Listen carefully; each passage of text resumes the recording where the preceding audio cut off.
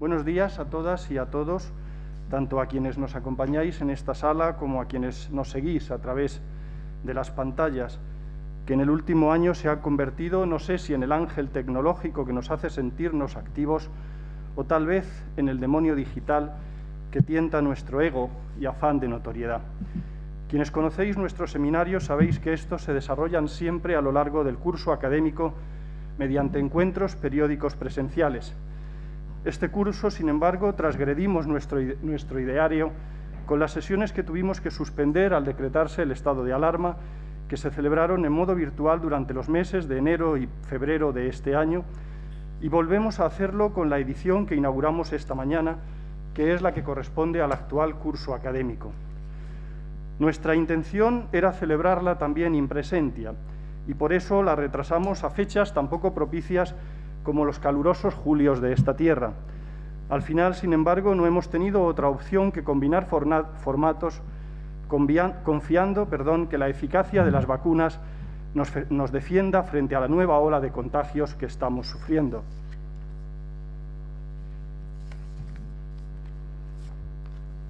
Pestilentia es contagium, quod unum aprenderim celeriter al plures transit. Así definió San Isidoro de Sevilla en el libro cuarto de sus etimologías a la peste bubónica, que por aquel entonces asolaba buena parte del mundo. Esa celeridad en su propagación y el alto índice de mortalidad que esta enfermedad dejaba a su paso fueron características que siglos después destacó también de otra peste, la conocida en la época como la muerte negra, Giovanni Boccaccio en su Decamerón, afirmando que no valieron contra ella ningún saber ni providencia humana.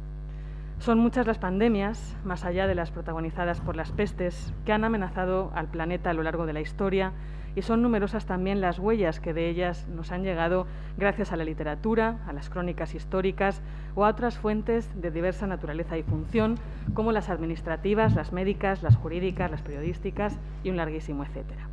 Sin embargo, el relato que en todas ellas prima es por lo general un relato incompleto, que olvida o margina unas voces y que, por el contrario, privilegia otras, que son las que finalmente nutren la memoria colectiva de estos episodios traumáticos.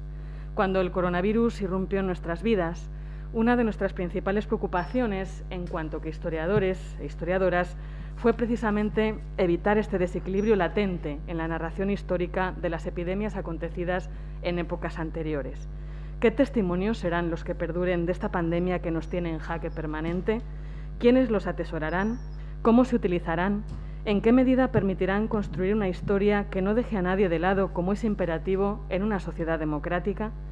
Incidir en la importancia que estudiar y conservar los testimonios personales tiene y demostrar lo que estos han aportado al conocimiento sobre hechos similares acontecidos en el pasado es probablemente el mejor remedio contra el silencio y contra el olvido, y quizás la única manera de garantizar, o al menos así lo pensamos nosotros, un relato completo y plural de lo sufrido y de lo vivido.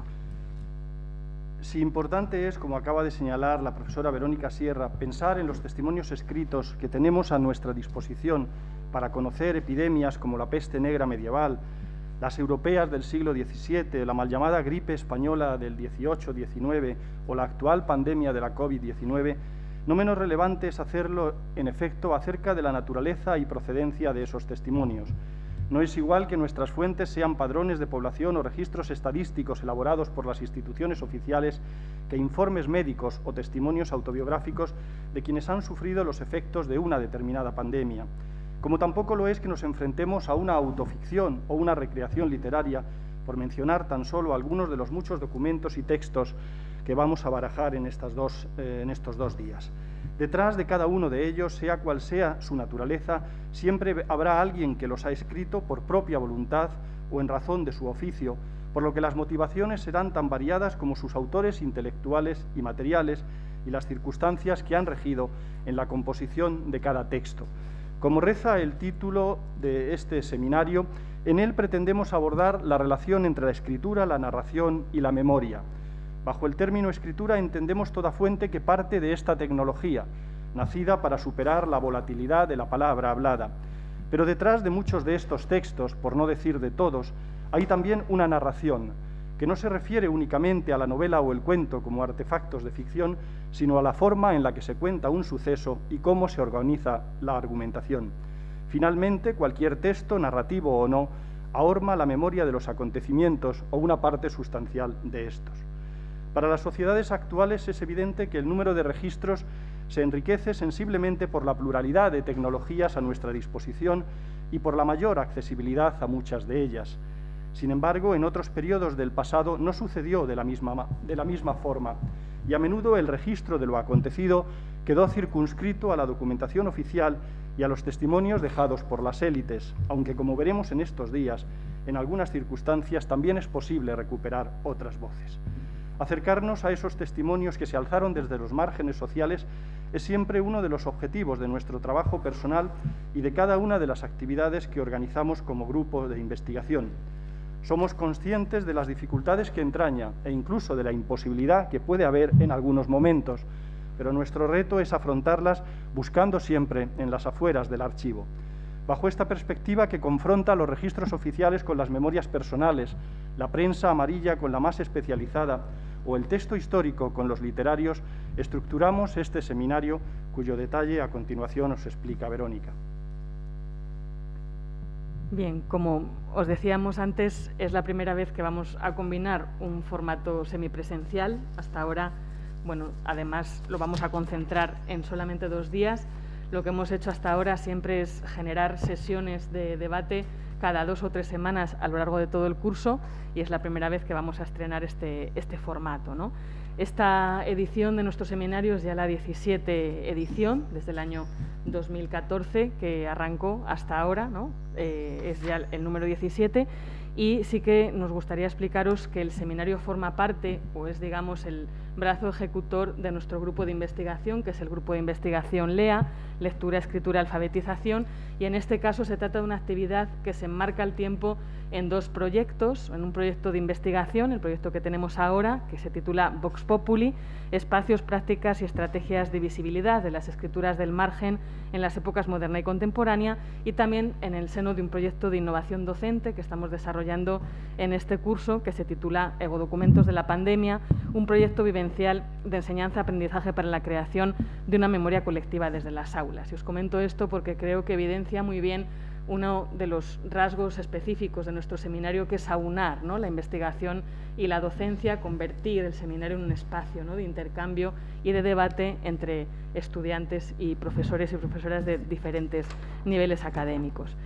El seminario, si habéis visto el programa, está dividido en 7 sesiones. Tenemos en total con nosotros y nosotras 14 ponentes, de los cuales 6 van a intervenir desde esta sala de conferencias internacionales y otros 8 lo van a hacer desde sus casas o desde sus lugares de trabajo, porque por diferentes circunstancias pues, no han podido trasladarse hasta la ciudad de Alcalá de Henares. A todos, a los que estáis aquí, a los que estáis allí, os queremos agradecer desde luego que hayáis aceptado nuestra invitación y que hayáis hecho el esfuerzo de preparar vuestras conferencias en unas fechas que sabemos, ¿no?, que son ya bastante complicadas, y más después de un curso tan largo, tan difícil y tan intensivo como el que hemos tenido, como el que llevamos a las espaldas, ¿no? De la misma manera, y con el fin de respetar de manera muy escrupulosa las medidas de prevención, ¿no?, de seguridad que la Universidad de Alcalá tiene, vamos a contar solamente con 25 personas en la sala, que es el aforo máximo que permite, y el resto de las personas que nos acompañan, bien que se hayan inscrito en el seminario, bien que se quieran unir a alguna de las sesiones, pues lo harán de modo online. En este sentido, sí que tengo que advertir a todas las personas que estáis conectadas que para poder intervenir en los debates, y dado que de esta forma será más fácil que la plataforma funcione bien, vais a tener que darle al simbolito de la mano para pedir la palabra, y entonces ya desde la oficina tecnológica, que nos acompaña también hoy, pues os convertirán en presentadores para que podáis intervenir, y si no, pues volveréis a vuestro estado original de simplemente, ¿no?, de asistentes. De manera que para poder intervenir es muy importante que levantéis la mano y podamos desde aquí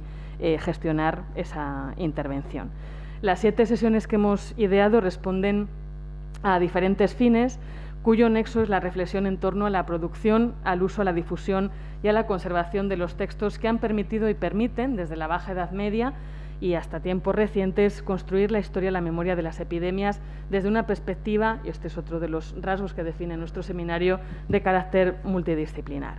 Así arrancaremos esta mañana con una primera sesión dedicada a la reescritura de las pandemias, en la que José Luis Beltrán Moya y María Isabel Porras Gallo nos ilustrarán sobre las fuentes que los especialistas tenemos a nuestra disposición para historiar la peste y otras epidemias modernas y la gripe española de principios del siglo XX. En la segunda y en la tercera sesión, Sabrina Minuzzi, Juan José Fernández Sanz, Alejandro Llenares Planels y Montserrat Camps Gasset nos hablarán sobre la representación que de distintas pandemias, como el cólera y de nuevo la peste también, han hecho la prensa y la literatura entre el siglo XVI y la contemporaneidad. La cuarta sesión la dedicaremos al cruce entre lo escrito y lo oral, entre la magia y la religión, entre los saberes y las prácticas médicas y populares, dando entrada en el seminario, gracias a las intervenciones de Carmen Caballero Navas y de Araceli Campos Moreno, a dos colectivos marginados, como lo fueron en su tiempo las mujeres judías y la población novohispana.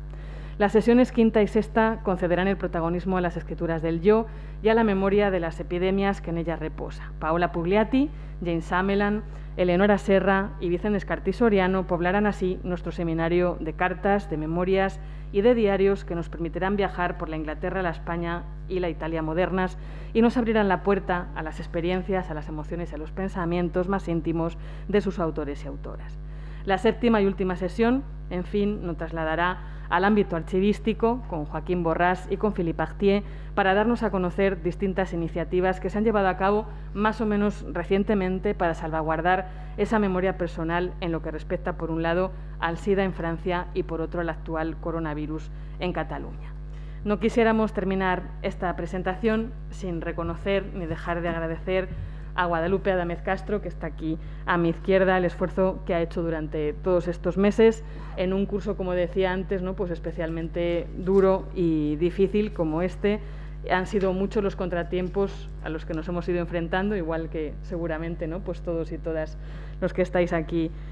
con nosotros y nosotras hoy. Y bueno, pues desde luego sin su apoyo, sin su paciencia y sin las muchas horas de trabajo que ha invertido en esta empresa, pues hubiera sido imposible estar hoy y mañana aquí, en este rectorado de nuestra universidad, que nos ha abierto las puertas, o al otro lado de las pantallas, aprendiendo juntos. Igualmente agradecemos, que están por ahí en ese cristal que no se les ve, pero ahí están, a los compañeros de la Oficina Tecnológica que hayan tenido a bien acompañarnos estos 2 días y proporcionarnos ese soporte técnico que desde luego nos va a permitir celebrar el seminario pues de una forma mucho más relajada y tranquila en este formato semipresencial y bueno, pues nos van a garantizar, ¿no?, que todo pueda funcionar correctamente. No es nuestra intención robarles ya más tiempo a nuestros ponentes, así que, si Antonio no tiene nada más que decir, que le veo subrayando mucho el papel, sin más dilación, si os parece, pues pasamos ya a la primera de las sesiones del programa y damos, por tanto, por inaugurado este 17-7, que, parafraseando de nuevo a San Isidoro de Sevilla, lleva por título, como ya sabéis, Quod dum unum aprenderit celeriter ad plures transit, escritura, narración y memoria de las pandemias. Muchas gracias a todas y a todos.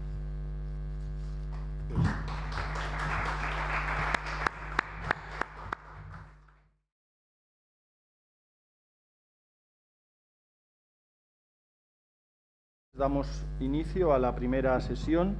Como Verónica señalaba en la presentación, la hemos titulado Reescribir la historia de las pandemias.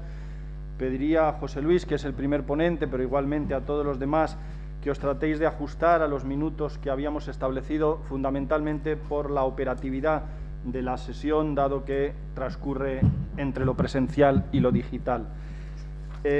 Sin más dilación, presento al primero de los ponentes. José Luis Beltrán Moya es profesor de Historia Moderna de la Universidad Autónoma de Barcelona, donde se doctoró en 1993 con una tesis precisamente sobre el impacto de la peste en la Barcelona de los siglos XVI y XVII. Actualmente también es investigador responsable del Grupo de Investigación Consolidado de la Generalitat de Catalunya, GRET, Grup de Recerca de Estudis de Historia Cultural. Sus líneas de investigación se centran en el estudio de la pobreza, la criminalidad, la infancia, la historia cultural, con aportaciones muy significativas sobre el libro y la lectura, o los discursos religiosos, siempre naturalmente en la Edad Moderna. Y en ese sentido, bueno, pues es autor de numerosas publicaciones. Creo que las hojas de presentación, los asistentes las tenéis. Está encendido. Las hojas de presentación, los presentes las tenéis en las carpetas, y creo que los asistentes virtuales las tienen colgadas en la plataforma. En todo caso, voy a destacar, por la directa relación con la intervención de esta mañana, algunas de sus publicaciones, concretamente las monografías Historia de las epidemias en España y sus colonias, y La peste en la Barcelona de los Austrias, que fue precisamente la publicación del trabajo de su tesis. Sin más preámbulos, por lo tanto, doy la palabra a José Luis, agradeciéndote que estés aquí con nosotros y la oportunidad también de vernos, aunque sea a través de una pantalla. Cuando quieras. Bien, ¿me escucháis bien? Sí. Sí, pues en primer lugar, sobre todo, dar mi agradecimiento pues tanto a Antonio como a Verónica como a Guadalupe por la amabilidad que ha tenido al invitarme a estar con todos ustedes en estas sesiones que ha organizado el SIECE. También, sobre todo, por el esfuerzo en estos tiempos complicados en los cuales pues, la movilidad queda bastante restringida también por los efectos de la pandemia y por las circunstancias personales de cada uno. Y, por tanto, mi más sentido agradecimiento a todo el esfuerzo que habéis hecho para organizar este coloquio. Como saben todos ustedes, la situación actual derivada del COVID-19 pues, ha hecho que la sociedad, de alguna manera, se proyecte parte de sus inquietudes por el conocimiento de lo que significaron en el pasado el impacto de enfermedades similares que tuvieron o bien una naturaleza epidémica o bien pandémica en función de su extensión geográfica o la duración que tuvieron en el tiempo. En todo caso, estamos ante episodios en los que una determinada enfermedad contagiosa provocaba en un margen escaso de tiempo una elevación brusca de la letalidad humana en las sociedades que eran afectadas por la misma, derivándose de ello consecuencias graves, no solo de orden demográfico, sino también de tipo económico, social, político, cultural y emocional, que podían llegar sobre todo a convulsionar bruscamente pues, el devenir de sus historias y que podían provocar cambios incluso a largo plazo dentro de sus propias identidades. Baste pensar simplemente, por ejemplo, en lo que el famoso episodio de la peste negra de 1348 supuso para el periodo bajomedieval europeo, estando siempre entre uno de los elementos citados sobre los que se basó parte de las transformaciones que se dieron dentro del sistema socioeconómico feudal y en esa propia percepción melancólica que parece presidir el final otoñal de aquella época, recordando aquí la acertada expresión que en su día acuñara el historiador holandés Johan Huizinga. Ciertamente, el estudio de los fenómenos epidémicos no es una realidad nueva, tiene un largo recorrido dentro de la historiografía europea y mundial, que no podemos aquí ahora, evidentemente por tema de tiempo, hacer muy extensiva, muy larga, pero sí cabe recordar que es un tema fundamentalmente recuperado desde finales de la década de 1940, después de la Segunda Guerra Mundial, por toda una serie de historiadores vinculados al terreno de la historia económica y demográfica, especialmente interesados en aquellos primeros momentos por el impacto de las consecuencias del contagio de 1348,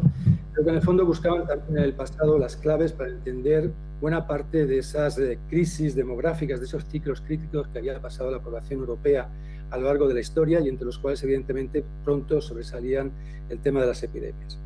En el pleno proceso de descolonización en los años 60 y con el ascenso de las corrientes historiográficas tanto marxista como de la Escuela Francesa de los Anales, queda marcado de alguna manera el estudio metodológico que comienza a tomar forma de estos temas y sobre todo las fuentes a emplear. Sin duda alguna, la culminación de este esfuerzo es la obra de un historiador y médico francés muy vinculado a la Escuela de los Anales, que es la obra de Jean-Noël Viravent, que aparece en 1935, un estudio realmente muy importante sobre el impacto de la peste a lo largo de todo el periodo bajomedieval y el periodo moderno, y que de alguna manera venía a ser la culminación de todo un diálogo interdisciplinar dentro de la propia escuela francesa, entre la segunda generación, la generación de Brodel, y por otro lado también los nuevos aires que se abrían a través de la introducción de los estudios de lo que entonces se llamaban los estudios de la historia de las mentalidades.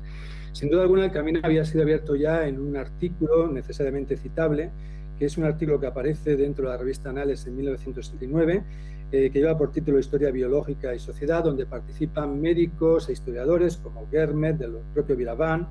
Jean Legoz, el propio Flandrin o el propio matrimonio Bouvel. Y también paralelamente en aquellos años aparece también un estudio fundamental, sobre todo para la historiografía española, como es el estudio del profesor Bartolomé Benassar sobre su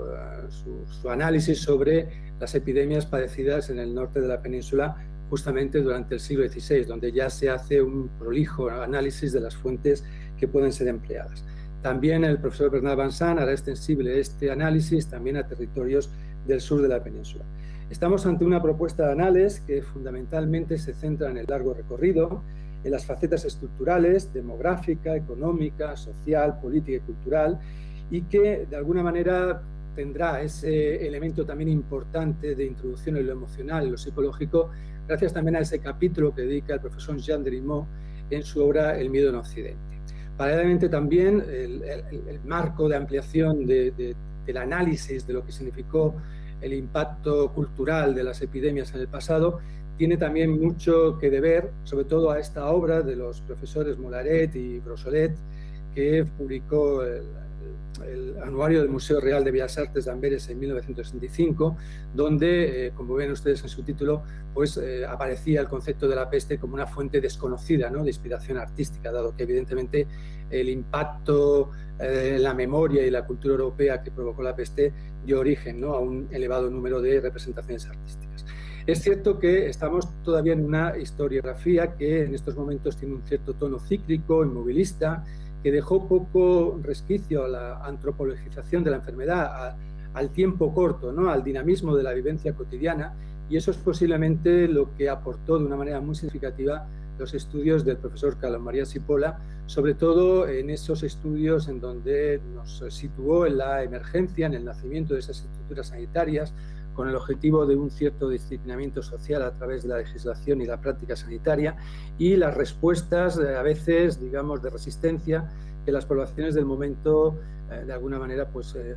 opusieron, ¿no?, a la aparición de este disciplinamiento social, ¿no? Evidentemente el título emblemático de este nuevo enfoque antropológico es esa obra Quién rompió las rejas de Montelupo, y que abre toda una serie de ensayos que luego también sobre esta misma temática serán, digamos, reunidos en otra obra con el título de Contra un enemigo invisible, expresión que ustedes supongo que en los últimos meses pues han llegado a escuchar de una manera muy notable en todos los medios de comunicación, en donde se recogía de alguna manera pues esa construcción de las estructuras sanitarias por todo el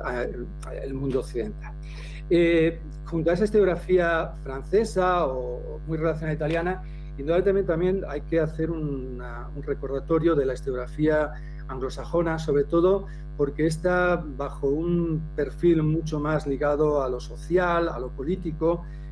con un cierto tono muy ligado, digamos, al legado de Thomson, a esa economía moral de la multitud, pues de alguna manera centró mucho más su análisis en los aspectos sociales o institucionales, ¿no? La obra emblemática aquí indudablemente es la del profesor Slatt, aparecida en 1985, que analizaba las plagas en la Inglaterra Tudor y Estuardo, y también dentro de esa historiografía anglosajona ha destacado también un cierto perfil por introducir el tema de los contagios relacionados con todo lo que implica de alguna manera los procesos de colonización extraeuropea, civilización, globalización en el fondo, ¿no?, donde están ahí sobre todo los estudios de William McNeill o Alfred Crosby, que ya venían prodigados por un artículo del profesor francés Leroy Ladurie en la revista suiza de Historia de 1973, en donde hablaba de la peste como el primer gran fenómeno de unificación microbiana del mundo. En el caso ya, digamos, propiamente hispánico o, por así decirlo, catalán, es importante decir que el interés por el estudio de las epidemias viene desde muy atrás, ¿no? No solamente los relatos que aparecen puntualmente en en algunos de los manuscritos, en las crónicas, las fotografías que aparecen dentro de este periodo, del periodo de la época moderna, sino también hay un intento temprano, desde las propias, a veces, personas que están en las administraciones municipales, de hacer un recopilatorio de todos los datos, de todas las noticias, de todas las informaciones que se tienen de los contagios de antaño. El primer gran intento de síntesis al respecto lo debemos a un notario y secretario del Ayuntamiento de Barcelona, de lo que era el Consejo de Ciento, que era el notario Esteban Gelabert Bruniquer, que entre 1603 y 1614 redactó una obra, El ceremonial de los magníficos consejeros y regimiento de la ciudad de Barcelona, les traduzco directamente del catalán al castellano,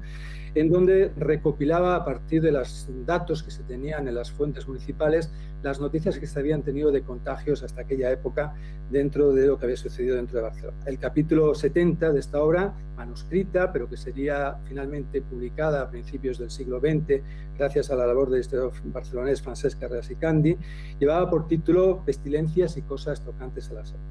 El siglo XVII también tuvo recopilaciones de este estilo, sobre todo en otra de las obras emblemáticas catalanas del mismo, como es la de Narcís Feliu de la Peña, que a principios del XVIII escribió sus Anales de Cataluña, donde también hacía una recopilación a partir de diferentes archivos de todo tipo de noticias. También, derivado de la peste, las noticias y la amenaza de peste de Marsella de 1720, otro erudito barcelonés, en este caso Peras R. Postius, también recopiló noticias a partir de la petición que le hicieron los consellers de la ciudad de Barcelona,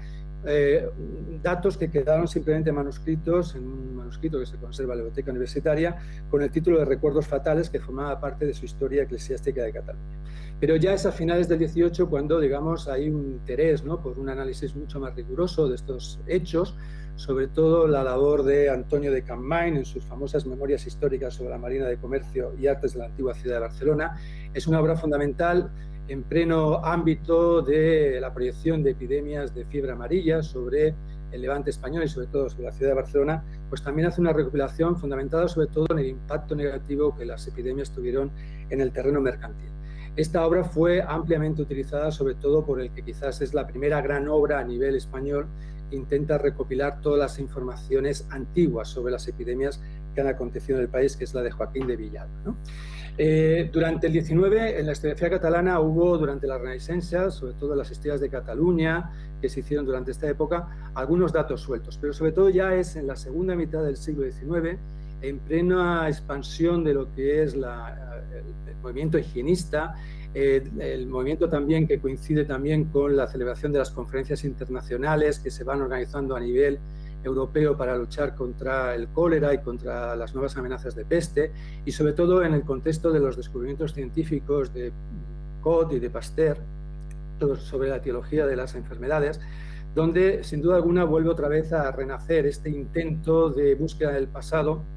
de noticias sobre las epidemias que habían acontecido en Cataluña y especialmente en la capital de Barcelona.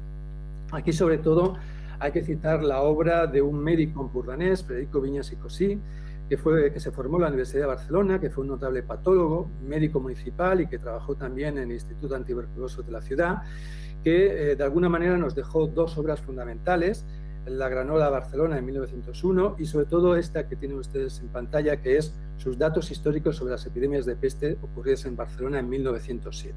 Es quizás el primer intento serio desde la época de Bruniquer de hacer un estudio fundamentado en la visión de todas esas fuentes documentales municipales. En todo caso, en el ánimo de estos historiadores estaba sobre todo pues concretar el campo de actuación de los poderes públicos entre los problemas crecientes de la indigencia y la insalubridad urbana que podían poner en riesgo la higiene y sobre todo el orden social. Es en todo caso ya en la, por así decirlo, en la segunda mitad ya del siglo XX cuando, digamos, va a haber ya el paso definitivo hacia lo que es una historiografía mucho más próxima a las corrientes europeas, ¿no? Por supuesto, hay que citar aquí a dos pioneros dentro de la introducción de estas temáticas, desde el campo de la demografía histórica, como fueron Jordi Nadal y Emili Giralt, que ya introdujeron en un artículo del año 1953 los elementos básicos para la investigación futura tanto en Cataluña como en el resto de España, entendiendo la epidemia como un fenómeno colectivo en el que intervenían factores materiales, comercio, condiciones higiénicas de las poblaciones, relación con las fluctuaciones agrícolas, pero también sociales, huida de los ricos, actitudes peyorativas hacia los pobres, y culturales, concepción fatalista e ignorante sobre la naturaleza del mal. Además de trazar el recorrido de larga duración que se había producido dentro de las pestes que se habían sucedido en Cataluña durante el periodo medieval.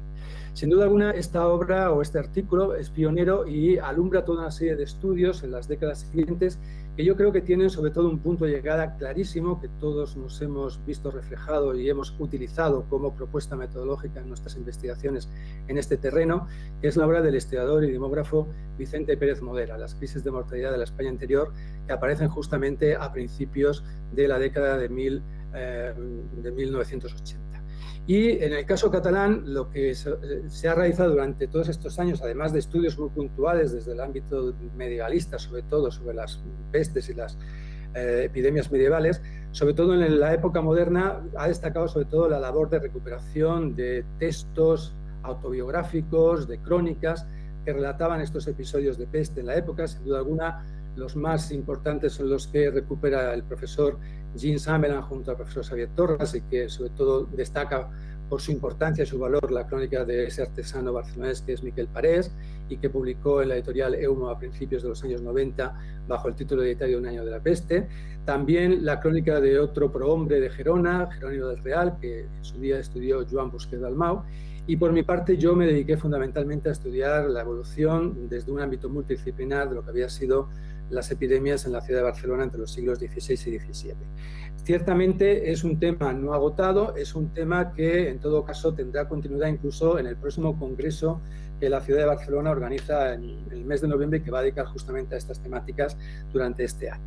En todo caso, ¿por qué Cataluña creemos que es un buen laboratorio de estudio para el impacto de las epidemias en el pasado? Yo le señalaría fundamentalmente tres elementos que me parecen fundamentales para entender, digamos, la riqueza documental existente y conservada que ha llegado hasta nuestros días. El primero, sin duda alguna, tiene que ver con el carácter geográfico-económico, ¿no? Cataluña es un escenario de tránsito, una tierra de paso entre la península y el resto de Europa, una tierra también de recepción de importantes corrientes de inmigración francesa y una tierra también muy abierta al comercio naval, especialmente por todo el Mediterráneo, lo cual hizo que tuvo la parte positiva, que implicó evidentemente su progreso material durante buena parte de estos siglos, pero también tuvo una parte negativa, que fue que se convirtiera también en un lugar privilegiado en la recepción y la llegada de epidemias en la península.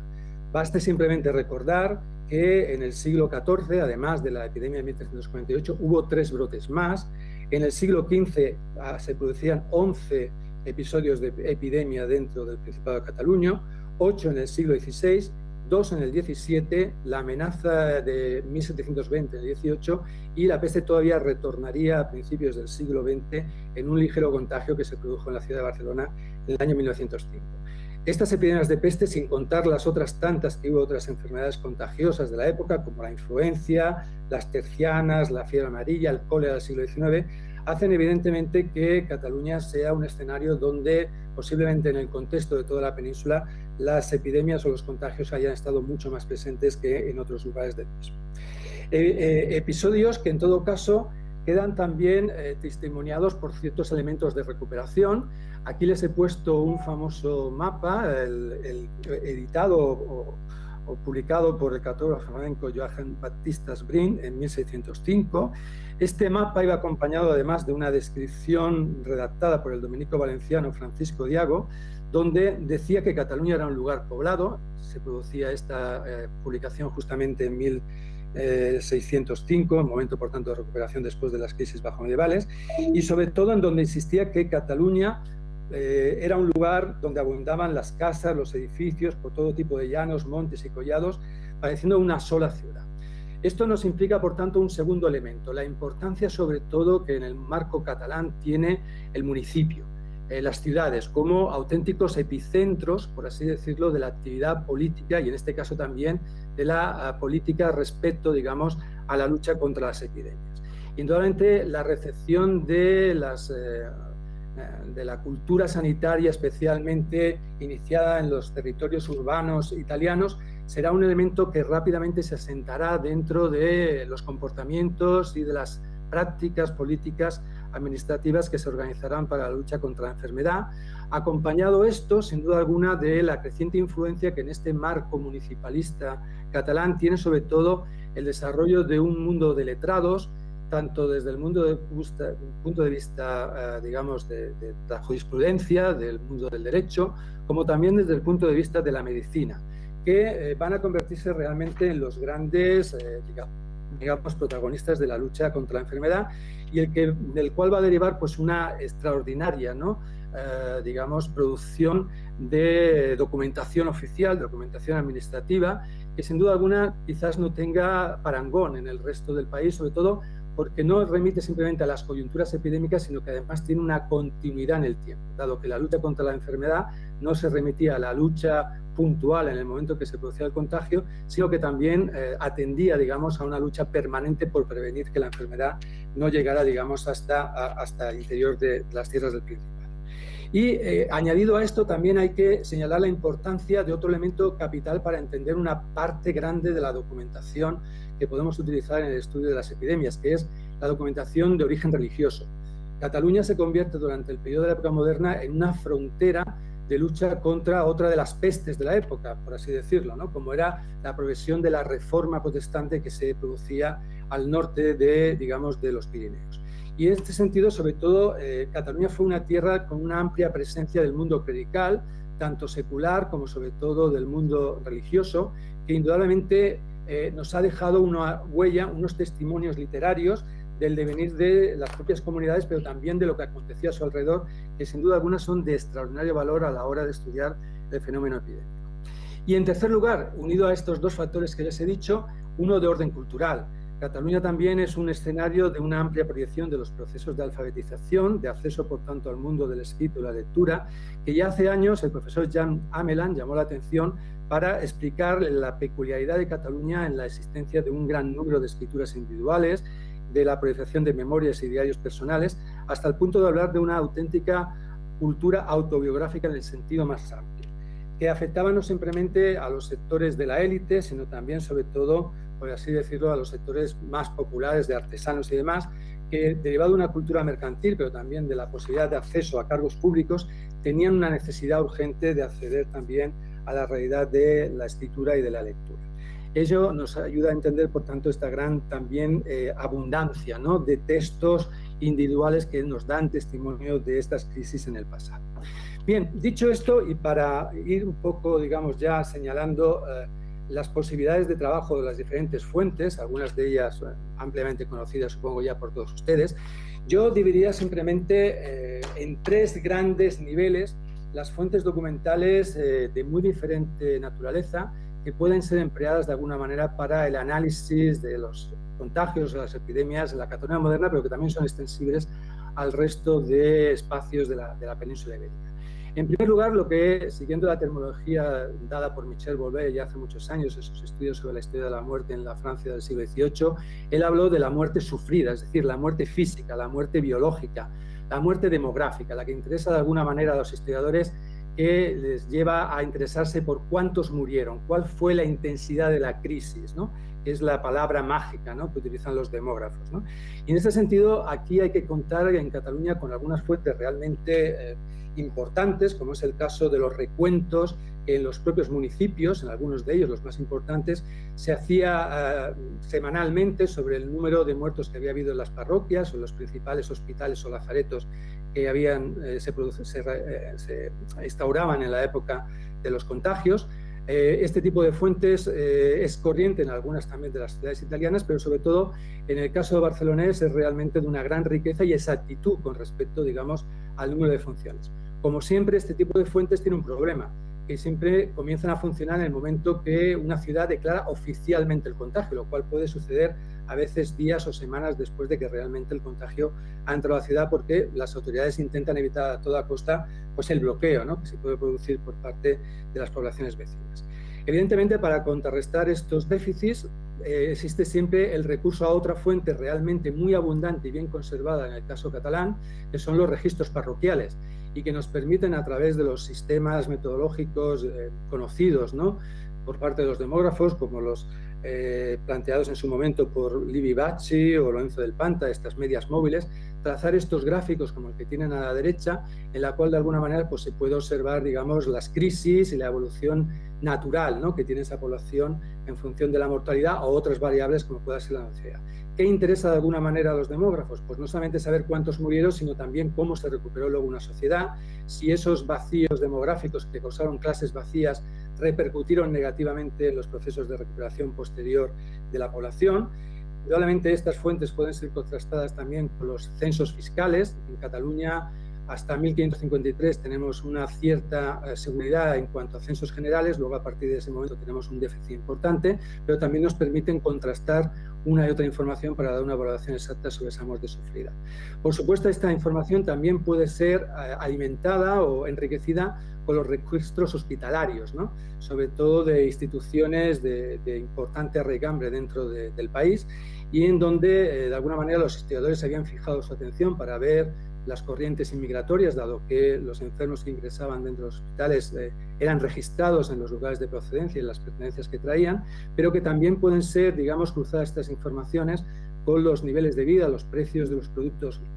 alimenticios, para ver en todo momento la relación entre crisis epidémica y crisis alimentaria. Y por último también los sistemas de reconstrucción de familias creo que son interesantes para observar el impacto de las epidemias en los núcleos rurales, donde sobre todo se puede trazar mucho mejor esta metodología.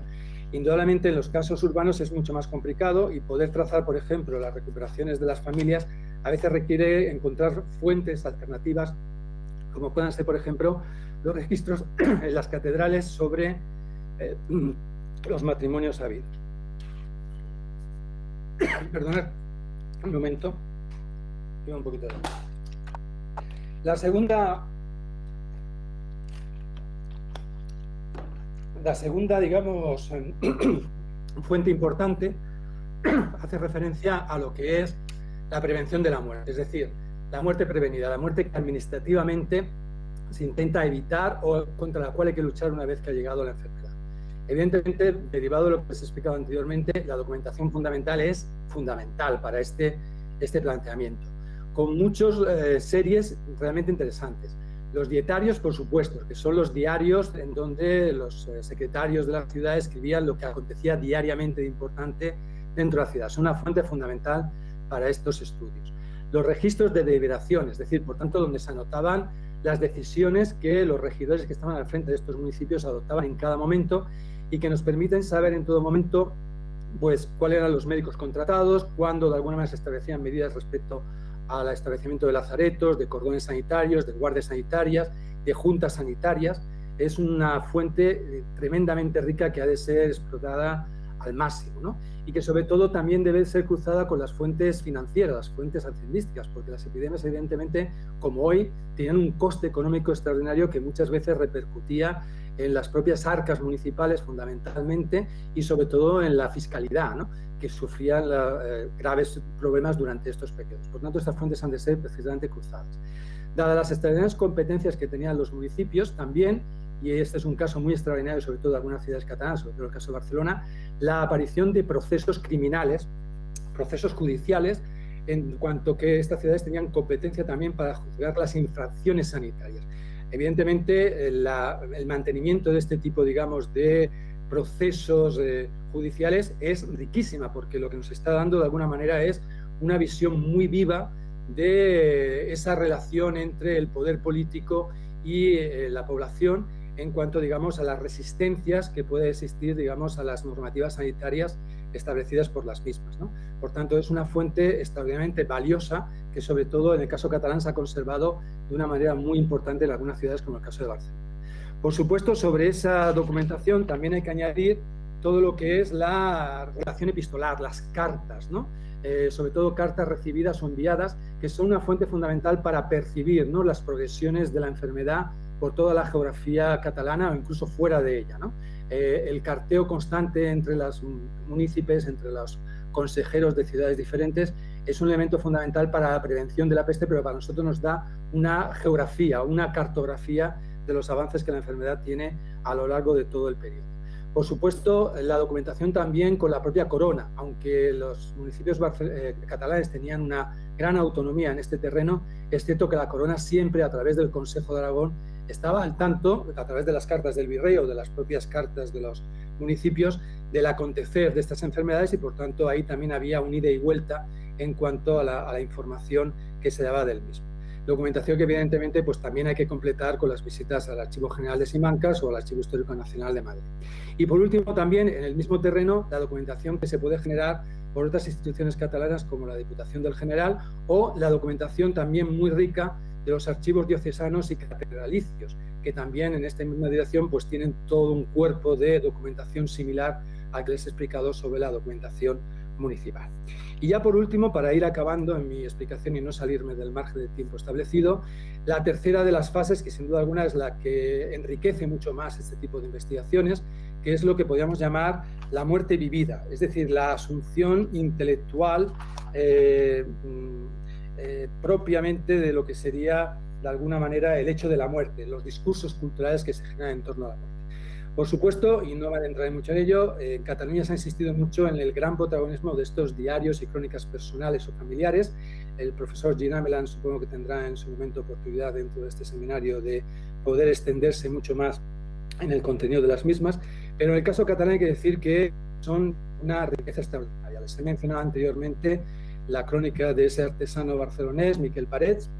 que relata de una manera impresionante el drama sufrido por la ciudad de Barcelona en 1651. Hay que acompañar ahí también pues, la crónica que hizo Jeroni del Real sobre el caso de Gerona, también el diario de Miquel Onofre Montfars, que también explica el acontecer de esta epidemia en 1651, y muchos de los diarios y crónicas de la época que mencionan datos respecto a la cuestión sanitaria. También desde el ámbito religioso, no simplemente desde el ámbito de los seglares, sino el ámbito religioso, el mejor relato del contagio de la epidemia de 1589 nos la da justamente un jesuita, el jesuita Perallil, que era vicario del obispo de Barcelona, Dimas Loris, justamente en una crónica que tiene sobre el mismo, y que además introduce también muchos datos en la crónica del Colegio de Belén de los Jesuitas de Barcelona. Por supuesto, los dominicos también, su famoso Lumen Domus, o Anales del Convento de Santa Caterina, que era el convento de la ciudad de Barcelona, está plagado de páginas y páginas relatando los contagios que acontecen durante todo el siglo XVII en la capital catalana y el resto de Cataluña. Y por supuesto también en este sentido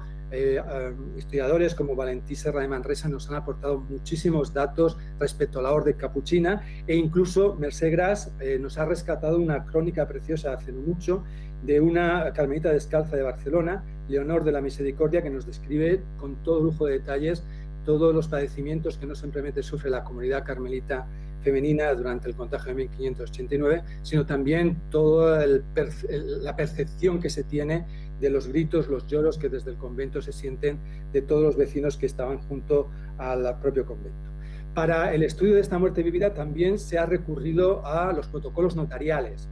Evidentemente, la importancia de esta documentación en el caso catalán es extraordinaria. En un artículo publicado en 1990, Laureà Paguerolas, el archivero del Archivo de Protocolos de Barcelona, cifraba en más de 200.000 libros notariales y de protocolos existentes en toda Cataluña. Por supuesto, documentación riquísima para la vida cotidiana, porque evidentemente toda la actividad de la población se vinculaba de una manera extraordinaria siempre a verse reflejada en los escritos de esos notarios, ¿no? Y en este sentido, sobre todo, ha habido dos documentos que han sido estrellas, ¿no?, en el análisis, por así decirlo, de los protocolos notariales. Por un lado, los testamentos. Ahí se ha buscado siempre las implicaciones religiosas, las vocaciones religiosas, los lugares de enterramiento, como elementos significativos del estudio de esta documentación para el estudio de los comportamientos en época de epidemias, y sobre todo también los inventarios post-mortem, ¿no?, que nos dan una riquísima información sobre el mundo de las lecturas, la presencia de muchos de estos tratados de contagios, de epidemias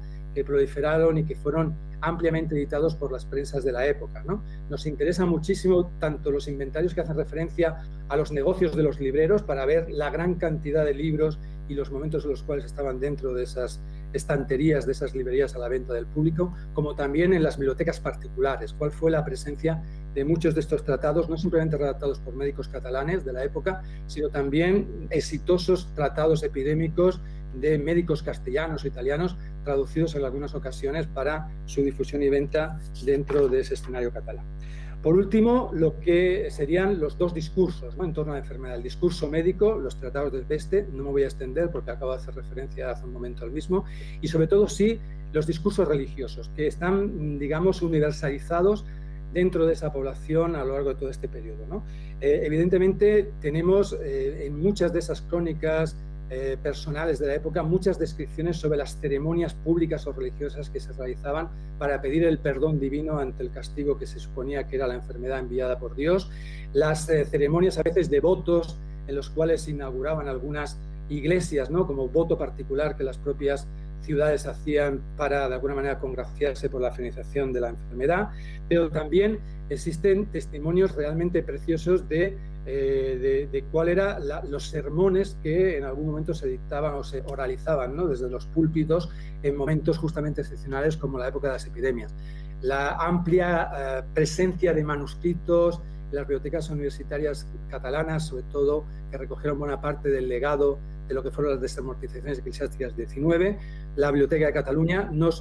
tienen un gran repertorio de manuscritos que recogen justamente muchos de estos sermones que fueron realizados en épocas de peste, ¿no? Por supuesto, también la amplia presencia de la iconografía sobre las epidemias, iconografía que también tiene una vertiente, si quieren, también de divulgación a nivel muy popular a través de un género que es muy popular y que está presente prácticamente en cada casa del territorio catalán, como lo constatamos a través de los inventarios post-mortem, ¿no?, que son estos gozos o goits, ¿no?, que se dedicaban a los santos con una imagen, la parte superior y una oración que de alguna manera permitía hacer justamente también en el ámbito familiar particular una petición, ¿no?, de perdón respecto a los castigos recibidos. Y por supuesto también aquí un papel muy destacado y todavía por estudiar de una manera mucho más profunda sobre la iconografía de la época, ¿no? A través de crónicas como la de Miquel Parés sabemos perfectamente que, bueno, los propios consellers de las ciudades al finalizar la epidemia ordenaron también pintar cuadros votivos en los cuales se introdujeron también en algunos momentos nuevas invocaciones religiosas, nuevos patronos contra las epidemias que vinieron poco a poco también en la época del barroco a suplantar las antiguas tradiciones populares más ligadas a santos como San Roque o San Sebastián, ¿no? El propio Miquel Parés hablaba de que en el siglo, después de la peste de 1651, los consellers de Barcelona pues, ordenaron, ¿no?, que de alguna manera se hicieran pinturas a la Inmaculada Concepción y a San Francisco de Paula como los dos nuevos grandes valedores de la ciudad contra las invasiones de peste. Evidentemente, aunque hemos conservado estas imágenes, sí que por los elementos descriptivos que tenemos a través de estas crónicas, se nos insiste sobre todo en el protagonismo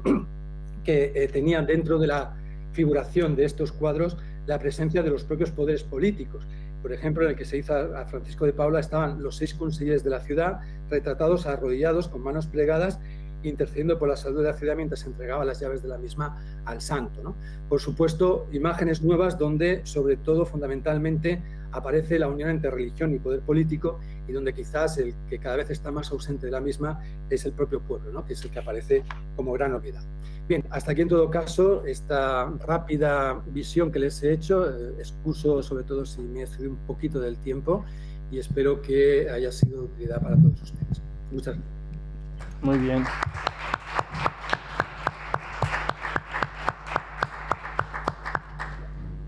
Gracias a ti, José Luis. Creo que ha sido una exposición muy completa sobre las distintas fuentes que podemos manejar, en este caso, para epidemias de la Edad Moderna, pero también seguramente en bastantes aspectos extrapolables a otros periodos de la historia. Y para completarlo, María Isabel, ¿vienes aquí? Vamos a dar paso entonces a la segunda intervención de esta primera sesión. Ahí.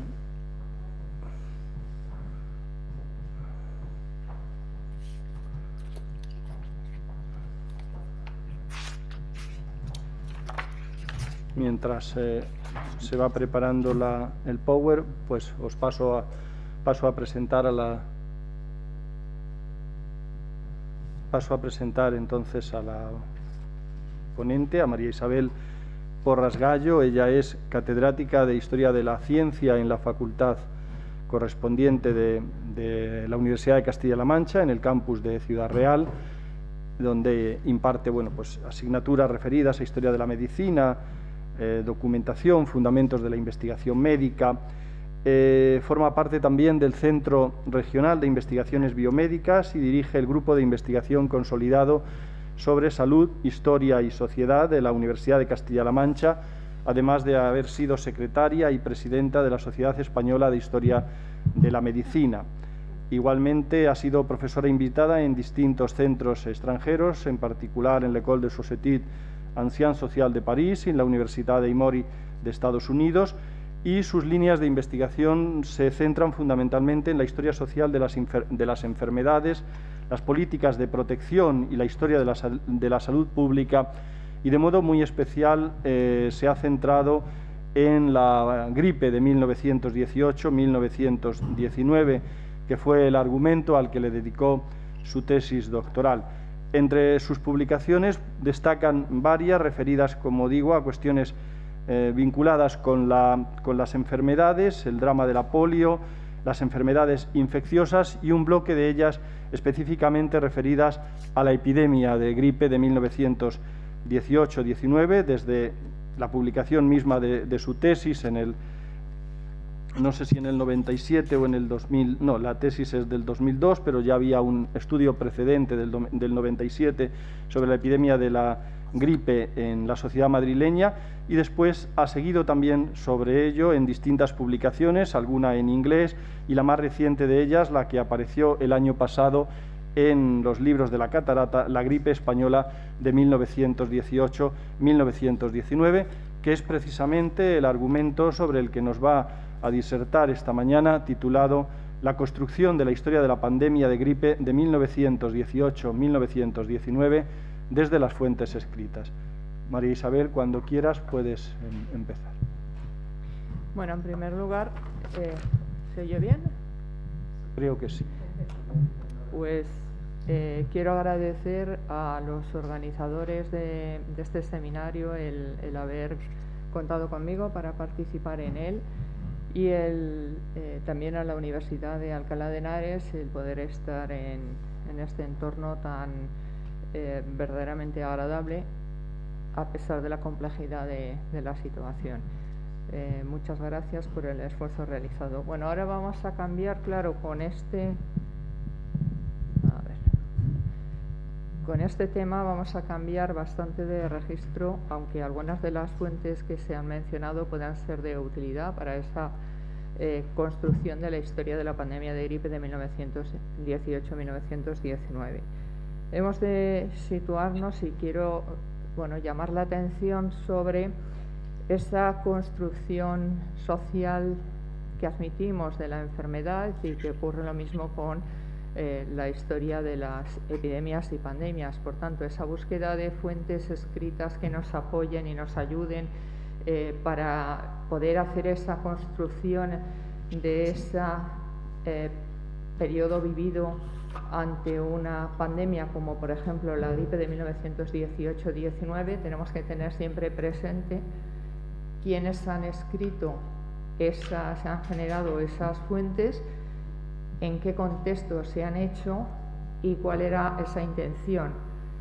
A la vez, en nuestro caso, cuando vamos a utilizarlas, no somos ajenos al marco histórico, político y cultural en el que nos movemos, ni tampoco a esas corrientes historiográficas y perspectivas en las que vamos a insertar nuestro trabajo. Justo la intervención que me ha precedido ha hecho una revisión historiográfica muy importante de la historia de las epidemias en el marco en el que el ponente tenía que desarrollar su exposición, y creo que eso permite también situar lo que quería señalar, de que nuestra reconstrucción siempre está también mediada por esa corriente historiográfica en la que se inserta nuestro trabajo y la perspectiva. La perspectiva que yo voy a adoptar es la de la historia social de la medicina. También, qué duda cabe, que las experiencias individuales y colectivas pueden marcar esa gestión que hagamos de las fuentes, aunque tratemos de mantener esa, objetividad. La pandemia de gripe de 1918-19 se inserta en ese contexto muy particular de la Primera Guerra Mundial, que es una de las razones, por tanto, vamos a tener ahí condicionada la disponibilidad de fuentes por esa situación de contienda mundial. En el caso de nuestro país no va a participar, pero va a estar como, se va a mantener de modo neutral. Este hecho es el que ha justificado ese calificativo de gripe española, que aunque sabemos que es,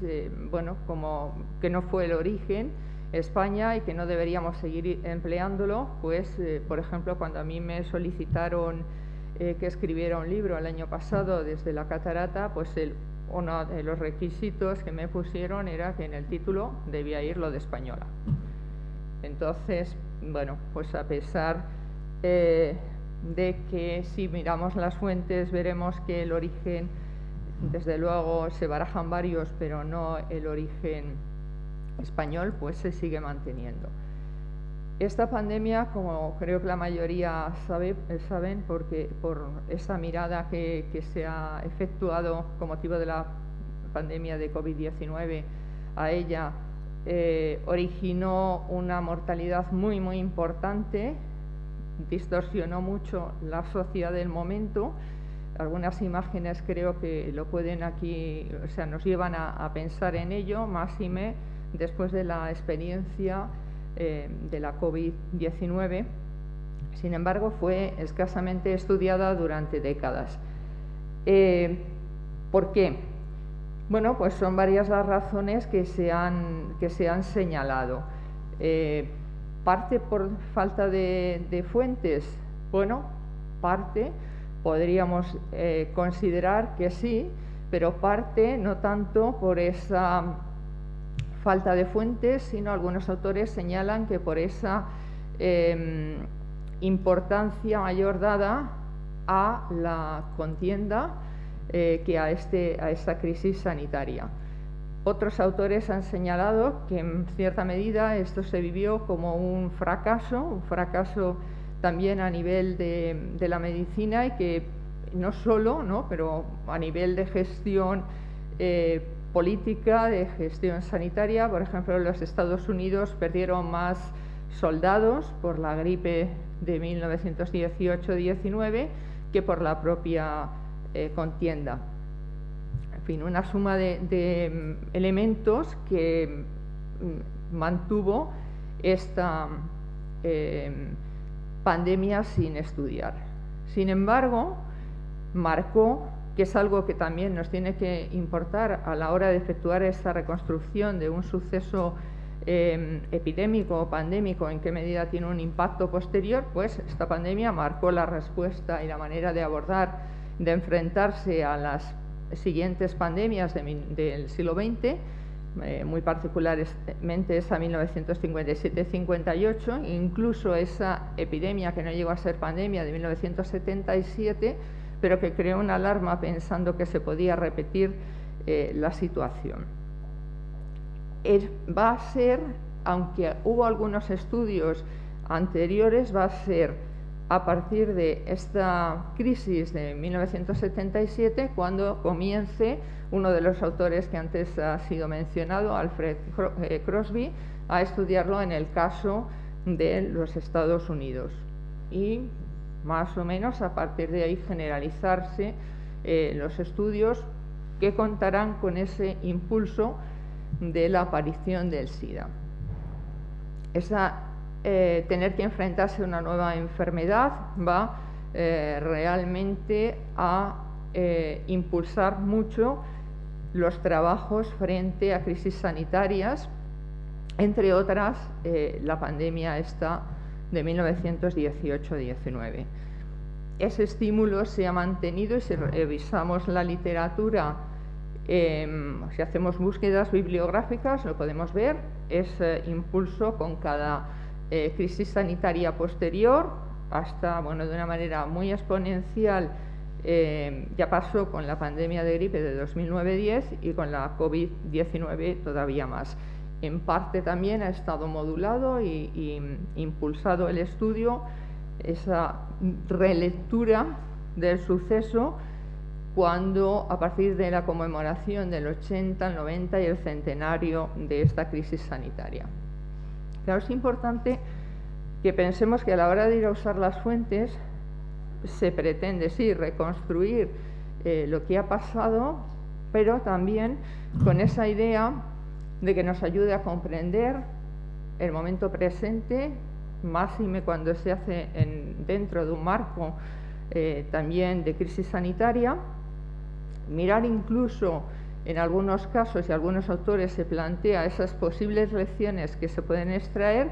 pero también es importante que pensemos que no es solo el flujo, no viene solo del pasado hacia el presente, sino que también desde la propia experiencia que podemos estar viviendo, me refiero ahora al caso de la COVID-19 o hace unos años a la pandemia de gripe de 2009-10, nos ayuda a evaluar y a interpretar esas fuentes pues de otra, consciente o inconscientemente, de otra manera, bastante influido por esta experiencia. ¿Qué nos interesa saber, por lo menos, como insisto, desde la perspectiva adoptada en mi caso de la historia social de la medicina, de esta pandemia de gripe de 1918-19? Bueno, nos interesa saber hasta qué punto esa manifestación pandémica había tenido una historia previa de forma epidémica, pandémica, ese conocimiento sobre la enfermedad, por supuesto, ubicar bien en ese momento en el que se va a producir. Desde luego nos gustaría y nos gusta, ¿no?, el hacer tener información sobre ese desarrollo cronológico de la pandemia, su coste y su impacto a nivel demográfico, pero también a nivel económico, social, cultural y científico-sanitario, las respuestas y las reacciones, por supuesto, de los profesionales sanitarios, en este momento ya claramente diferenciados, médicos, farmacéuticos, veterinarios, además en un proceso de reorganización profesional, no solo en nuestro país, sino también fuera, las respuestas de políticos, de autoridades sanitarias, de población y de la prensa. Y por último, también ese impacto posterior y, bueno, en parte, qué lecciones se pueden extraer, sobre todo cuando nos encontramos en un contexto como el actual. Claro, ¿qué fuentes nos pueden permitir tener ese conocimiento de si ha existido siempre o no la enfermedad, si ha aparecido y cómo ha sido esa presencia? Lógicamente, si podemos tirar de fuentes oficiales de tipo administrativo, como algunas de las que han sido citadas, pero nos apoyamos, y es muy interesante, esos textos de historiadores que desde la antigüedad hasta nuestros días nos pueden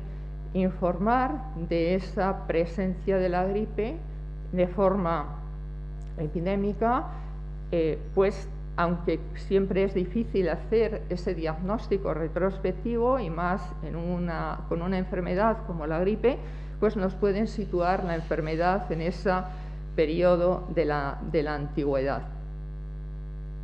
También esos textos médicos clásicos para ver si encontramos descripciones sobre la enfermedad, sobre esa forma de presentarse, sobre las respuestas dadas. Por supuesto que si nos vamos acercando en el tiempo, hemos de contar, a partir del mundo moderno, con esa prensa científica relevante, sobre todo a partir del siglo XVII en adelante, que cada vez se va alcanzando mayor valor y va siendo más numerosa. Y, por último, también con la prensa general, para ese periodo más reciente, más cercano, pero anterior a la pandemia de 1918-19. Entonces, de esta manera, con estas fuentes, podemos darnos cuenta y tenemos información de esa presencia que a partir del mundo moderno, sobre todo de finales del XVI, es cada vez más, parece que hay más testimonios, que es todavía mayor en el siglo XIX, y se va distinguiendo entre posibles epidemias y pandemias para señalar una, la de 1889-90, como gran pandemia, y que sería la anterior y previa a 1918 y 19, que nos serviría bien para ubicar y ver cambios, diríamos, continuidades entre ambas pandemias y también discontinuidades. Por supuesto, con este tipo de fuentes podemos conocer los múltiples términos empleados para referirse a la enfermedad y también encontrar en ese momento en el que van a surgir, se van a acuñar los términos que manejamos, como el de influenza o el de gripe, que son los dos términos, el de influenza mucho más empleado en el ámbito anglosajón y el de gripe en el ámbito, por ejemplo, de nuestra Europa continental. Si se fijan, en ambos casos van a surgir en ese siglo XVIII. Ese siglo XVIII, en principio, ese término de influenza remite a relacionar el frío con la aparición de la enfermedad. Sin embargo, en la historia vemos luego apariciones fuera de ese ámbito, diríamos, del invierno, algunas, como por ejemplo va a ocurrir aquí. La gripe, el término de gripe aparece más tarde y se atribuye a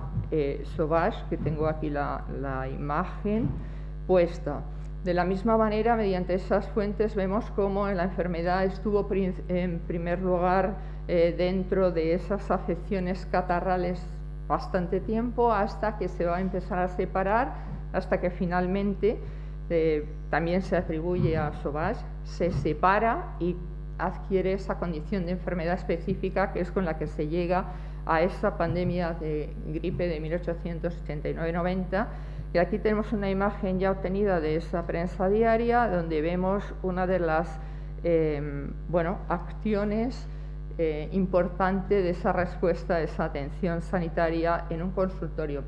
público. Entonces, esta información nos parece relevante.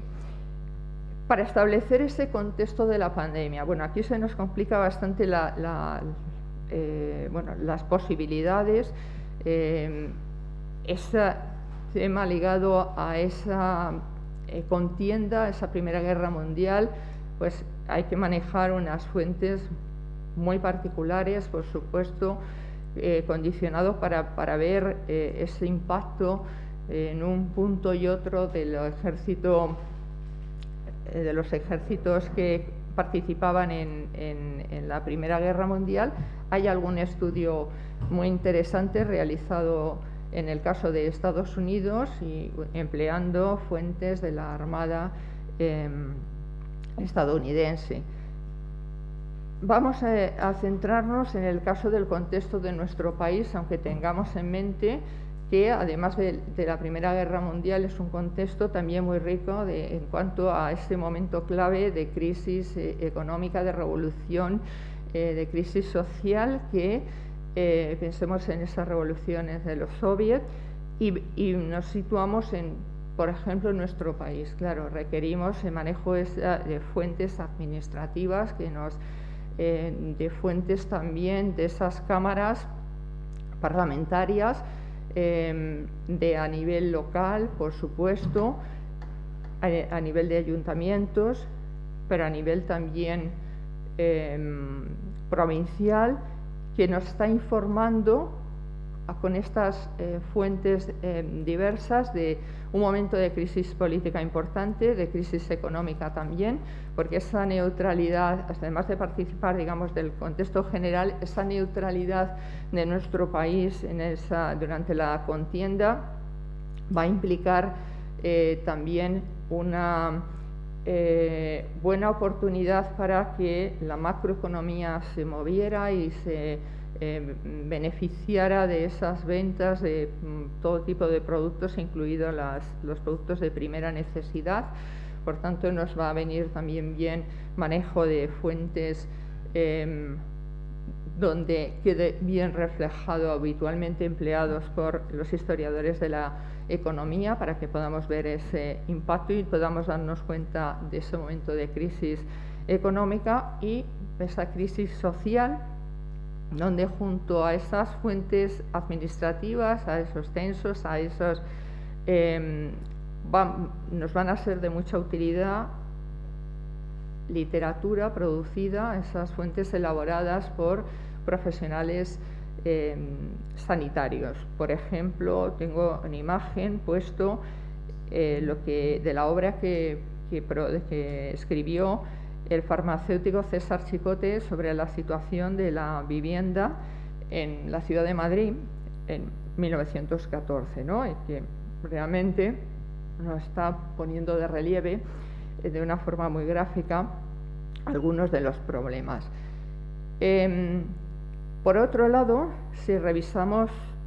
por supuesto, esas fuentes legislativas y nos vamos a mirar en concreto las legislativas que tienen que ver con el ámbito sanitario, vamos a darnos cuenta de una legislación con ciertas carencias que luego, con las fuentes apropiadas, vamos a ver cómo tenemos también un contexto de falta de infraestructura sanitaria. Todo esto es fundamental a la hora después de interpretar lo que va a ocurrir posteriormente, al igual que ese momento de reorganización profesional de los sanitarios. En este sentido, resultan de mucha utilidad las fuentes que proceden de esos colegios de médicos, de farmacéuticos, de veterinarios. Es verdad que es un momento en el que, aunque ya desde finales del 19 están surgiendo esos colegios de una forma, cada vez mayor, va a ser también este año de 1918 en el que eso se va a generalizar, por ejemplo, en el caso de los médicos, y a partir de los médicos van a seguir el ejemplo farmacéuticos y veterinarios. Pero también tenemos las fuentes de las academias, estas instituciones de finales del 18, que podemos contar con esta información y que nos lleva a situarnos a darnos cuenta de este contexto. Y también muy interesante son las fuentes, esas publicaciones científico-profesionales de carácter periódico, que también nos van a situar adecuadamente en ese contexto. A nivel científico, médico, propiamente, ¿qué pasaba? ¿Cómo se entendía la enfermedad en ese momento? Nos interesa, y lo podemos, desde luego, manejando esas monografías médicas, esas revistas, pero también cuadernos de laboratorio, la correspondencia entre médicos y otros profesionales sanitarios, pero para este tema como más centrado, actas también de esos congresos que ya desde el siglo XIX, sobre todo finales y principios del XX, han adquirido una relevancia muy grande, y por supuesto las memorias de las academias. Nos encontramos con una enfermedad que, influido por la doctrina bacteriológica, se va a considerar en ese momento, como el resto de las enfermedades infecciosas, como evitable. ¿Por qué? Porque el diagnóstico se podía hacer con el laboratorio, se entendía, se podía aislar ese germen que a partir de 1892 había planteado el bacteriólogo alemán Richard Pfeiffer, había planteado que era el Haemophilus influenza. Y una vez que se tenía el bacilo se podía fabricar un suero para que tuviera un tratamiento específico y una vacuna para prevenir. Bueno, esto en teoría, luego las fuentes relacionadas con la pandemia nos muestran que no fue tan sencillo. Tampoco fue tan sencillo, ni es tan sencillo el poder ver, tener esa información que de verdad nos permita seguir paso a paso ese desarrollo cronológico de la pandemia. se han hecho a partir de una combinación de fuentes importante, buscando por ejemplo, esos registros de morbilidad, pero realmente en este momento la gripe no era aún enfermedad de declaración obligatoria en una buena parte de los países, incluido el mismo Estados Unidos, y en nuestro país, que sí lo era, resulta que no se seguía, se efectuaba esa declaración de manera habitual. Entonces, se puede encontrar de forma muy parcial en algunos lugares, algunos registros de morbilidad. Por ejemplo, en nuestro país, más concretamente, podemos tener acceso a algunas de las fuentes que también han sido citadas, esos registros, por ejemplo, de los libros de los hospitales, de los ingresos, o a nivel ambulatorio, de la documentación de las casas de socorro. Entonces, se ha manejado esos registros de mortalidad para intentar establecer esa cronología junto a otras fuentes, ¿no? Entonces, se han identificado los 3 brotes, es el más de mayor mortalidad en ese otoño de 1918, es el segundo brote, pero es preciso, y en cada caso tienes que estar buscando. En teoría, por ejemplo, en nuestro país, a nivel municipal, el médico tenía que informar, ese médico titular tenía que informar a la Junta Municipal de Sanidad, de esa Junta Municipal de Sanidad los casos tenía que trasladarlos a la Junta Provincial de Sanidad y de ahí elevarse ya a nivel del Estado y el Real Consejo de Sanidad recoger también esa información y a partir de ahí tomar decisiones. Y en teoría esa información puede estar disponible, pero según a qué lugar concreto vayas, está o no está. Generalmente es bastante escasa. Podemos seguir también a través de esa actividad desarrollada en los ayuntamientos, pero como ya se ha sido señalado anteriormente, en general las autoridades se trata de ocultar la presencia de estos fenómenos de crisis sanitarias. Entonces vamos a encontrar siempre con una demora, en el mejor de los casos, que aquello haya quedado reflejado y se haya discutido, ¿no? Y para ubicar, muchas veces, en este caso de la pandemia, se ha señalado también que el retraso, para admitirlo, se jugaba también con, claro, lo que implicaba después, por ejemplo, para las compañías de seguro, ¿no? Hasta que no había esa declaración oficial de pandemia, bueno, el procedimiento y quién iba a cargar con los gastos era distinto. Alguna de la documentación que ya he mencionado antes, y a la que voy a unir también la documentación, por ejemplo, de la Cruz Roja Internacional o en nuestro caso de la Cruz Roja Española, nos puede ayudar a trazar ese desarrollo cronológico. El origen, como ya he dicho antes, lo que sí está claro es que no fue España, pero se siguen manejando que pudiera ser los Estados Unidos, China, Francia. Francia es una de las apuestas que se ha hecho hace unos 15 años y a partir de, tenemos que tener presente que los virus de la gripe, su reservorio natural son las aves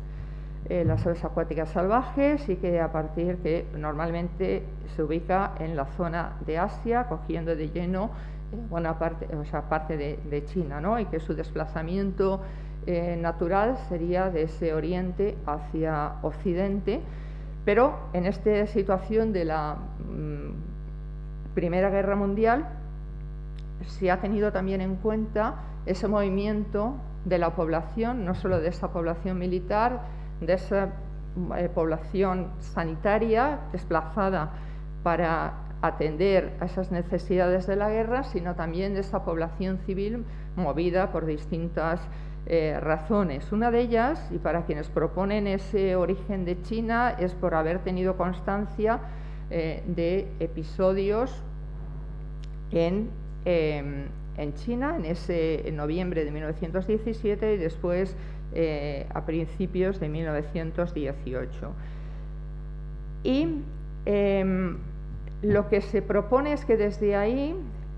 por el movimiento de los kulichinos, de esos trabajadores teóricamente que venían a apoyar las labores agrícolas, sobre todo en la zona de Francia,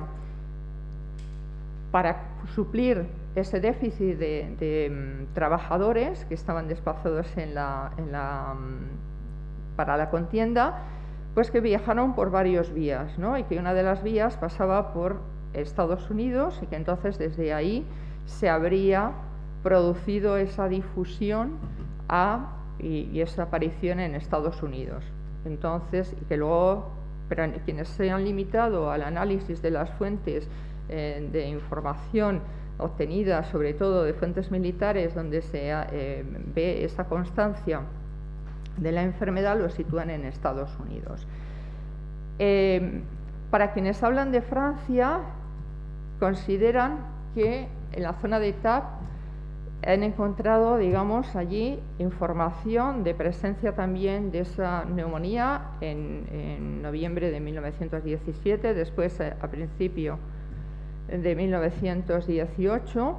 pero además en una zona en la que convivieron ejércitos de distintos sitios, personal sanitario de procedencia mundial bastante diversa, junto con, considerando ese carácter de zoonosis, zona donde había aves de distintos tipos, pero también otros animales como cerdos, caballos, etcétera. Entonces plantean que se habría producido una evolución del virus y que habría facilitado el que irrumpiera ahí esta pandemia, ¿no? Es un nuevo virus. Por tanto, son también importantes esas fuentes de carácter microbiológico. Bien, estas son algunas de las que se ha señalado sobre cómo habría afectado la segunda ola a nivel mundial. Bien, combinando esas fuentes, sobre todo de mortalidad, para el caso de la ciudad de Madrid, nos podemos hacer una idea de esa cronología, aunque es difícil. A ver, aquí tenemos la posibilidad de contar con el número de fallecidos por gripe aparecidos en la prensa día a día, y también de lo que es más habitual, esa mortalidad total diaria. Y vemos un cierto paralelismo entre las cifras de gripe y la evolución de la gráfica de la mortalidad por cualquiera de las causas. Son aproximaciones. Aquí en el segundo brote realmente no contamos con esa posibilidad, ni tampoco en el caso del tercer brote, pero son aproximaciones. Debo decir que en el caso de la gripe es difícil, además, el tener esa información tanto en cuanto a notificación de casos como en caso de las muertes, que se haga un buen diagnóstico y se pueda seguir, porque es una enfermedad que fácilmente se puede confundir con otras y que además en este caso, en 1918-19, pues produjo unas complicaciones pulmonares importantes como la neumonía, que realmente necesitamos ver, por ejemplo, para evaluar el impacto de ese coste demográfico, tenemos que tomar nota e ir a recoger esta información de los registros de mortalidad, de los libros de registro civil. Podemos obtenerlo también de los libros de los cementerios, y en el caso de que no exista ese registro civil, también se puede tomar de los libros parroquiales. En algunos casos se cuenta con estadísticas demográficas sanitarias a nivel municipal de las grandes ciudades, pero también a nivel nacional, porque van a surgir a finales del 19 de los movimientos naturales de población. Y eso nos permite, pero tenemos la gran dificultad de, insisto, si solo consideramos la evolución de esos y tomamos nota de esos casos de gripe, de esas causas de gripe, estaremos haciendo un infrarregistro. Aquí, utilizando lo elaborado por Beatriz Echeverry, se ve claramente, esto es la evolución de la tasa bruta de mortalidad. Vemos claramente ese pico correspondiente. Otro de los elementos que nos interesa en el caso de esta pandemia y que llamó la atención es que, a diferencia de lo que suele ser habitual, que es la mayor parte de las muertes se produzcan en menos de un año, menos de 5 años o mayores de 65, afectó a la población de 20 a 40 años, a la población adulta joven. Aquí lo tenemos con los datos procedentes de las estadísticas demográficas del Ayuntamiento de Madrid, de utilidad para ello, sino contando con los datos brutos del registro civil. Bueno, esto se puede calcular las tasas de mortalidad específica por gripe de carácter mensual, y eso nos va dando una información de ese coste demográfico diferencial. Es importante también tener en cuenta que nos interesa también utilizar las fuentes administrativas, los censos, padrones, los padrones que nos den una idea de esa actividad económica, de esa posibilidad en las ciudades grandes por distritos, ver las diferencias socioeconómicas y ver ese impacto demográfico que pueda tener de modo diferencial. No me voy a... Aquí lo que me decía es que también hemos de recurrir dentro de esas fuentes, pues tomar también y calcular las tasas de mortalidad específica, no solo por gripe, sino también por neumonía, por otras enfermedades respiratorias o tuberculosis pulmonar. Si nos fijamos en el primer brote, vemos claramente el ascenso por gripe, que paralelamente se produce también en el caso de la neumonía. Estos son datos de Madrid y vamos a ir viendo ese paralelismo entre la elevación de esa mortalidad por, sobre todo, neumonía, en paralelo a las elevaciones que se produjeron de la mortalidad por gripe. No deja de ser un cálculo aproximado de ese impacto demográfico. El impacto, si nos vamos más allá, es económico, social, científico, sanitario, va a requerir un manejo mayor de fuentes, algunas de las ya mencionadas, y otras, como si queremos evaluar, y como así se ha hecho, el impacto ha habido también en esa literatura, en la música, esa revisión de esa literatura, por ejemplo, que ha mostrado que en Brasil o en la India va a surgir una nueva literatura con carácter más social, o esa nueva música dodecafónica que va a surgir después de esa pandemia de gripe. Que algunos autores han relacionado con ello, aunque también, igual que a nivel de impacto en pintura, por ejemplo, del pintor noruego Edvard Munch, no se deja fuera tampoco la suma de la Primera Guerra Mundial con la contienda. Hay una documentación también de interés, que es la de las organizaciones sanitarias internacionales. En el momento en que sucede la pandemia, vamos a tener la Oficina Internacional de Higiene Pública. Realmente no va a tener, en el caso de la parte, diríamos, europea, en la Oficina Panamericana, en el caso del continente americano. Entonces también ahí tenemos esa otra información que nos proporciona de los datos que los distintos países van a mandar, aunque desde luego no va a tener las mismas características que después, ya cuando se crea el Comité de Higiene de la Sociedad de Naciones, o más tarde, después de la Segunda Guerra Mundial, la Organización Mundial de la Salud, pero que también nos ofrece, nos ayuda a darnos cuenta de ese impacto científico, puesto que ahí también se publicaba sobre la forma de abordar y la manera de gestionarlo desde un punto de vista científico-médico. Aquí he señalado algunos de los posibles impactos donde vamos a obtener esa información, que también nos va a ser muy relevante la prensa general, que ya lo he mencionado antes, pero que nos va a ser también bastante relevante para conocer En el caso de esos bandos, por ejemplo, que antes se mencionaba, y del impacto que podía tener de esa resistencia a algunas de las medidas. Y hay documentación que en algunos casos se conserva muy bien, por ejemplo, de algunas sociedades de socorro mutuo, sobre todo en el ámbito, en la zona norte de nuestro país, Navarra, también en Cataluña. Ha sido estudiado, por ejemplo, de algunas de estas sociedades de socorro mutuo, en concreto de Pamplona, y que muestra ese impacto también en este tipo de entidades filantróficas, del papel que van a desarrollar y también del papel que van a desarrollar de el ver cómo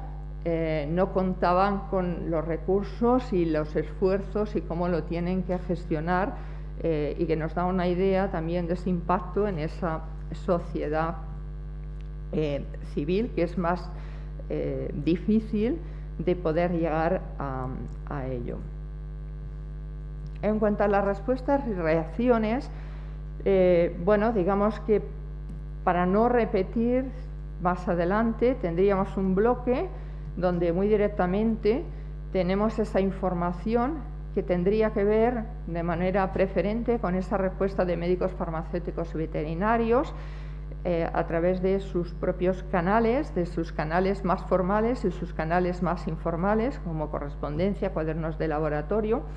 Luego, esa documentación administrativa generada a nivel de ayuntamientos, a nivel provincial, a nivel parlamento, en esos diarios de sesiones,